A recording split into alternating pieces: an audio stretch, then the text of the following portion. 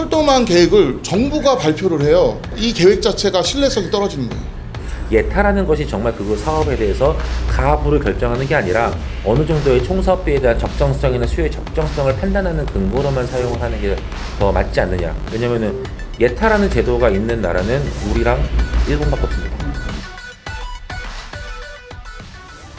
근데 이제 아쉬운 점도 계속 얘기해 볼까요? 네. 아쉬운 점은 철도망이라는 것 자체가 철도망 구축 계획이 기본적으로는 최종 고시가 되기 전에 그 예산에 대한 이제 계획들도 사실 기재부와 협의도 하고 최종 발표될 때 다양하게 각 사업에 대한 일정들을 10년의 계획들을 다 협의를 해서 이제 최종 고시를 내린단 말이죠.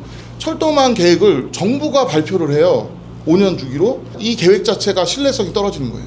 결국은 철도망 계획의 신뢰성은 철도망의 각 계획된 사업들이 얼마나 그 계획에 맞춰서 진행될 수 있느냐에 대한 문제로 결국 귀결이 되는데, 그걸 고시가 나서 실제 사업을 할 때는 또 허들이 있는 거예요. 무슨 허들이 있냐면 또 다시 개발 사업에 대해서 예타를 하고 또 그걸 더 모든 단계를 밟아 나가니까 이 철도망이 나갈 때 소위 이제 얘기하는 뭐냐면 철도망은 첫 관문에 불과합니다 라는 얘기를 스스로들도 하고 있다는 게 되게 약간 하면서도 이거를 정말 우리가 대국민한테 발표라고 고시를 하지만 이게 정말로 지켜질 수 있는 건지에 대한 확신 자체가 철도망을 만드는 사람 또는 그거의 규모 관청도 확실하게 할 수가 없다는 거예요. 이게 구조적 문제라는 말씀을 드리고 싶고, 평택 5성이 그렇게 중요한 사업임에도 불구하고 결국은 국가철도망에 몇 번이나 담겼는데도 불구하고 실행은 올바른 트랙으로 담기지 못했어요.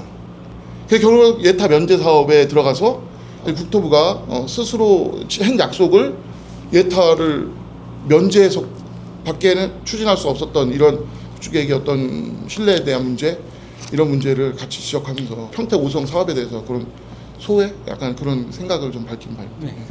근데 이제 오 박사님의 그 주장은 굉장히 그 철도 중심적인 사고방식에서 나온 주장이다 이런 생각이 듭니다. 결국은 예타를 통과해야지만 사업이 결과적으로 최종적으로 이제 확정이 되고 추진이 된다라는 얘기인데, 국가철도망 구축 계획은 국토정책 차원에서 교통망을 까는 그 정책이고, 그 정책으로서 그 자체로서 의미가 있고, 그 다음에 뭐 기획재정부 혹은 지금 이제 기획예산처에서 예비 타당성 조사를 해서 하는 것은 재정을 얼마나 효율적으로 쓸 것인가, 우선순위를 정하고 그 우선순위하고 철도망 구축 계획에 교집합이 생겼을 때 그 사업이 이제 추진되는 이제 그런 관점이 또 있는 거거든요. 그래서 그거는 이제 재정적인 관점에서 보는 거기 때문에 그것이 꼭 물론 철도 투자에 큰 걸림돌이 되기는 것은 사실이지만, 하지만 그것 역시도 국가 사무에서 굉장히 중요한 일이기 때문에 그 사무를 규제라고 표현하기는 조금 그렇고 하나의 허들 정도라고 생각을 해줬으면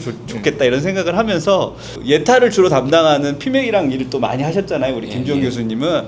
김주영 교수님도 그런 경험에서 나오는 말씀이 있으실 것 같아요. 관련해서 2006년도에 1차 망을 세웠잖아요. 근데 2006년도, 그러니까 이전에 2000년도 이전에 우리가 한참 뭐 경제개발 5개년 계획 막 그렇게 할 때는 이런 하나의 철도 관련된 계획이 세워지면은 그게 바로 예산과 연계가 돼가지고 산업이 이제 철도가 건설되든지 도로가 교통시설물이 건설되는 그런 구조에 있었다고 하면은 2000년대 이후에는 이제 예산 자체가 국가재정 운영계획 상에서 살펴보면 그거를 예산을 배분을 하는데 다른 분야와 이제 그 경쟁이 심해진 겁니다. 뭐 요즘에는 뭐 복지비가 너무 세니까 SOC가 막 줄듯이, 그러다 보니까 국가철도망도 예산 자체에서 이제 바로 예산을 딸 수가 없기 때문에 이런 국가철도망이라는 종합계획을 이제 수립을 하게 된 거고, 예산을 받을 수 있는 근거 조항을 만들어 놓은 거죠. 그러니까 정확하게 허들은 아니지만 그래도 어느 정도 국가철도망 계획이 철도 사업을 할 수 있게 하는 그러니까 시작점 포문, 그거를 열어줬다라고 이제 다른 관점에서도 좀 볼 수 있을 것 같아요.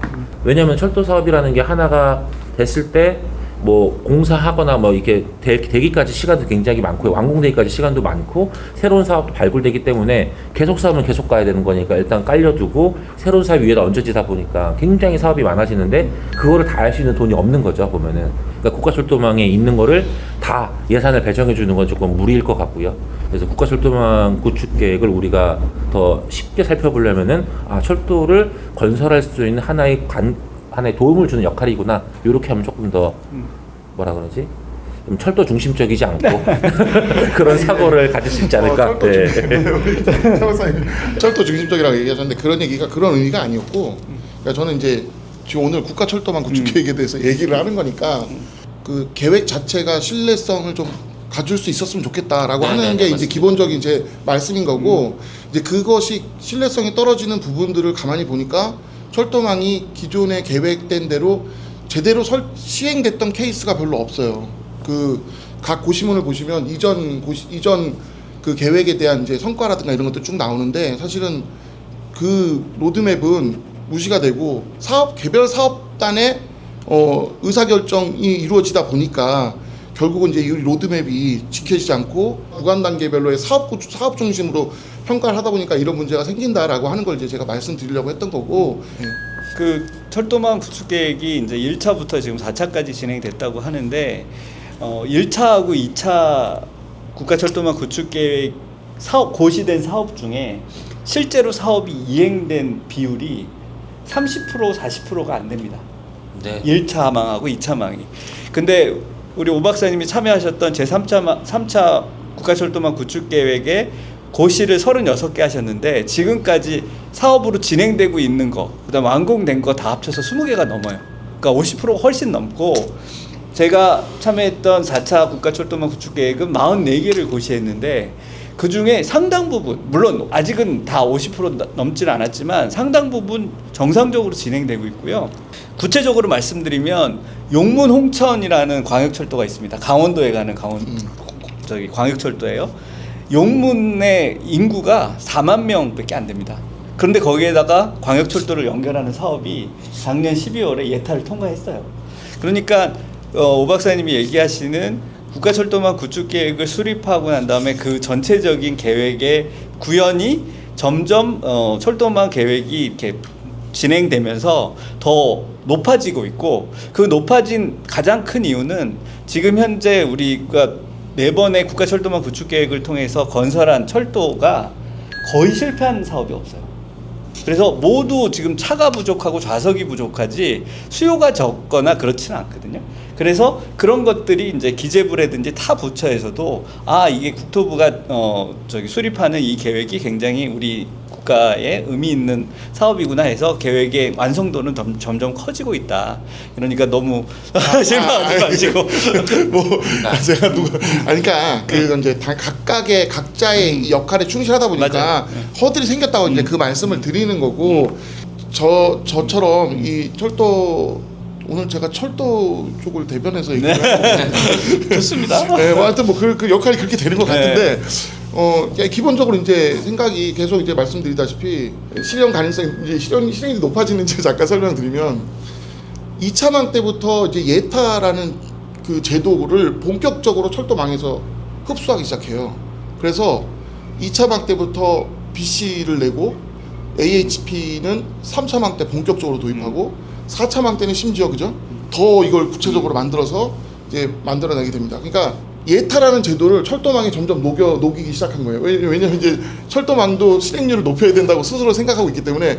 또 한 가지는 사실 철도에 대한 관심이 지난 10여 년간 20여 년간 굉장히 높아진 거예요. 그러니까 SOC 자체에 대해서 도로보다 어떻게 보면 철도에 관심이 더 많고, 최근에는 국민들이 본인 집 앞에 지하철역이 있냐 없냐, 또는 뭐 KTX역이 우리 동네에 있냐 없냐에 대한 어떤 관심도가 굉장히 높기 때문에 이러한 어떤 종합적인 이러한 어떤 철도망이 실행률이 높아진 부분이 있다. 다만 이렇게 사회 경제적으로 여건이 변화했을 때도 불구하고 철도망 그 자체에 들어가는 것보다 예타를 통과하는 게 어떻게 보면 더 큰 허들이고 더 큰 어떤 장애 요인이 되고 있으니, 이 부분은 조금 더 어떤 제도 개선을 통해서 이런 부분들을 한번 좀 개선을 할 수 있는 여지가 없겠느냐고 하는 게 제 생각입니다. 아까 저는 오동희 박사님이 처음에 말씀해 주실 때 뭐 하나의 예타에 대한 허들이라고 했는데, 이런 말씀 드려도 될지 모르겠지만 예타 자체가 지금 우리가 가지고 있는 국가철도망이라는 게 계획이에요. 국가 계획이에요. 그러니까 우리가 만약 국토부에서 국가철도망 계획을 전문가들이 수립을 하게 되면은 좀 더 이게 계획 타당성 평가를 해서 어떻게 보면 수립을 하시는 거잖아요. 그래서 그러니까 국가망에 대해서 예타를 면제한다거나 아니면 그거를 지금의 이제 바텀업 방식이 아니라 탑다운 방식으로 예산을 내려가지고 국토부 스스로 국가철도망에 있는 계획을 이렇게 완성해 나갈 수 있게끔 하는 제도는 좀 필요할 것 같아요, 앞으로도. 그 너무 좋은 말씀해 주셨는데 그 방금 말씀하신 것처럼 재원을 사업 단위가 아니게 배분해 줬으면 좋겠다는 생각이 계속 있는 거예요. 그러니까 그 스스로 만든 계획을 기재부와 협의도 했고 이제 했기 때문에 그 재원을 이제 벌크 형태로 주는 거죠. 그러니까 사업 단위 개발 사업 단위 이 사업은 해도 돼, 이 사업은 하지 마라 이런 식으로 하는 게 아니라 요 정도를 줄 테니까 한번 국토부에서 잘 한번 굴려가지고 사업 계획들을 잘 실현해 보도록 해. 그게 다 지금은 타당하지 해외의 않냐는 모든 나라들이 다 그렇게 하고 있죠. 그리고 맞아요. 우리도 그랬죠.